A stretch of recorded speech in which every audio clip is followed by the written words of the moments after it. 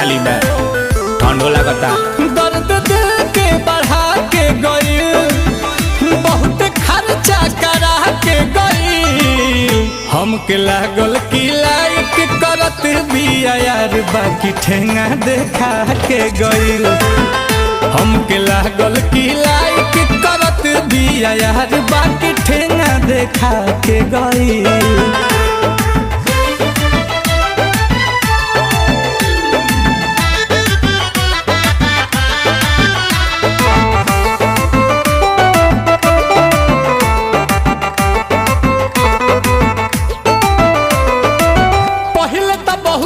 बनल भोली भाली, बाद में तो साफा निकल गइल जाली।